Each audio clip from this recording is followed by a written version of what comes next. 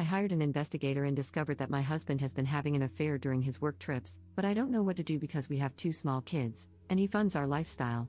Posted by u/throw-ra London mum.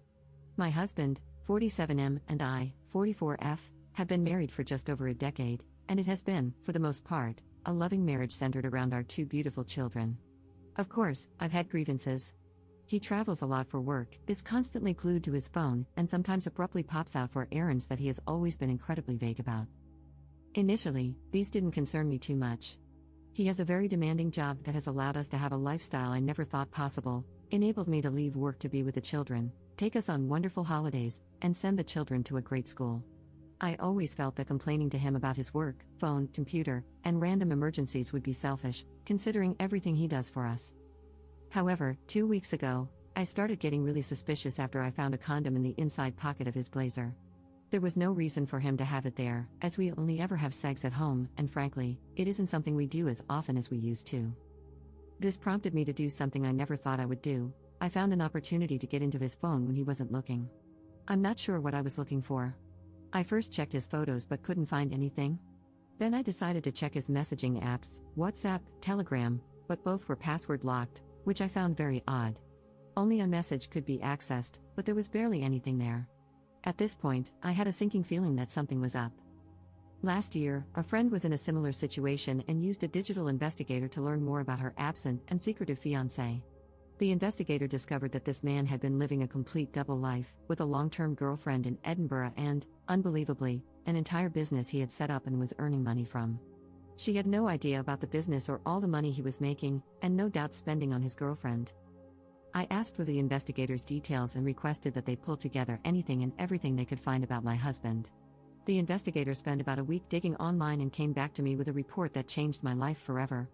I got a call from the investigator, warning me that my husband's report would be a very difficult read and that I should open it in private at a time when I would be able to process it fully. Since receiving it, I have barely been able to eat, sleep, properly take care of the kids, or speak to him, and yet he is so absent-minded that he doesn't even realize something is wrong.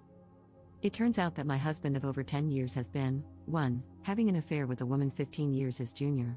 2. Financing this woman's lifestyle and her failed business venture. 3. Attending sex parties with her, where they have sex with other partners. 4. Posting in a revolting online sex forum, including pictures of his privates and details of his addiction to porn and escorts to his creepy online friends. And 5. Based on his posts online, he has clearly been spending thousands on escorts as far back as 7 years ago. I have no idea where to go from here. I don't know what to do. I have no idea how to confront him about this or if I should see a lawyer first.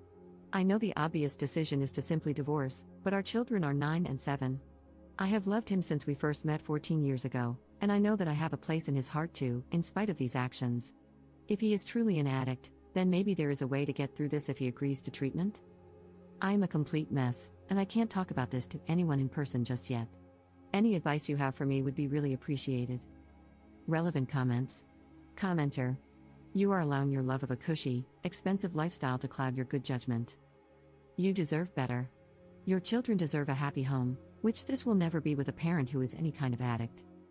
You will lose respect for yourself if you stay. Your peace of mind will have been sold for 20 pieces of Gucci. Get through the holidays any way you can. If your hubby becomes suspicious, blame it on holiday stress. Give your kids one last nice holiday season. Right after the first of the year, call a few divorce attorneys and interview them. Bring the investigative reports. Hire the one with whom you click the best. Follow your attorney's advice to the letter. They're an expert, that's why you hired them. Don't listen to family, friends, or strangers on the internet. Get yourself into individual therapy to help you deal with the betrayal. Have your children see a child therapist to assess whether they need ongoing care. Be kind to yourself, you've only just found out about a massive betrayal. You didn't know, but now that you do, you're taking proactive steps to defend and care for yourself and your children. Your husband is on his own. He can get into therapy or not, it's not your problem, and don't take it on as one. Your plate will be plentiful with your business and that of your 2 children. Wishing you and your children a peaceful and joy-filled 2025 as you move together into a new life. Ops response. Thank you so much for this comment. This was one of the most useful ones I have gotten, and I truly took it to heart. I have yet to get into therapy, as I simply haven't had time for it yet, but I am planning to the moment things start to slow down a bit. Update 6 weeks later. This is an update to my original post from around a month ago. Firstly, I'd just like to thank almost every single one of you who has commented to offer me advice or messaged me privately. I took a lot of advice on board, especially from a legal standpoint, and this has proven to be of great benefit. I apologize for my long absence and lack of replies. I hope the update below explains it. I chose to wait until after New Year's as I did not want to rob the children of one last Christmas and New Year's holiday as a family. In the meantime, I researched solicitors and sought recommendations from trusted friends.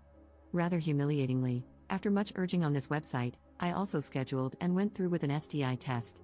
It was horrifically embarrassing, but I am relieved to say that it came back negative.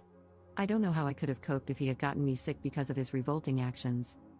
He made my job incredibly easy by flying out for a work trip, not that anything he says could ever be trusted, on the 2nd, and I immediately got the ball rolling, met with the solicitor, packed up all of his belongings into 6 suitcases, had the locks changed, and spoke to a child psychologist to work out the best way to explain things to the kids, who are far too young to understand the full picture, of course.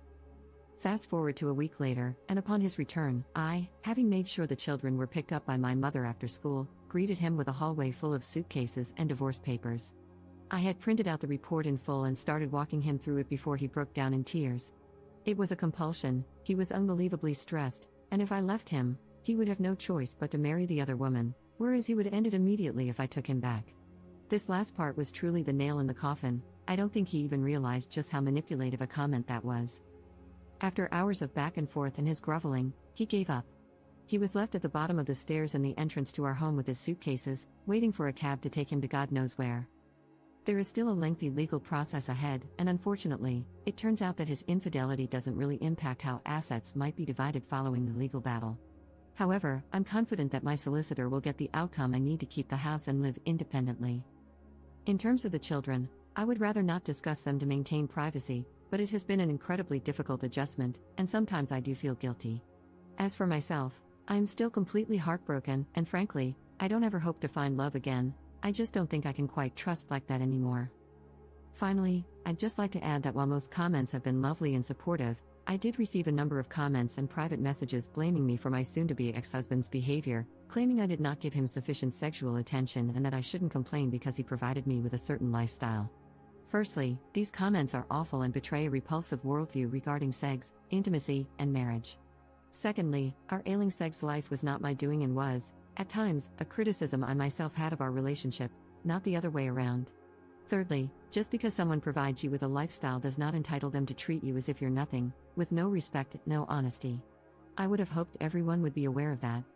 Up in the comments. Thanks for this. Sadly, because we are in the UK, cheating doesn't have much of an impact on divorce outcomes. However, my solicitor is among the best in the UK, and I trust that we're going to do some real damage.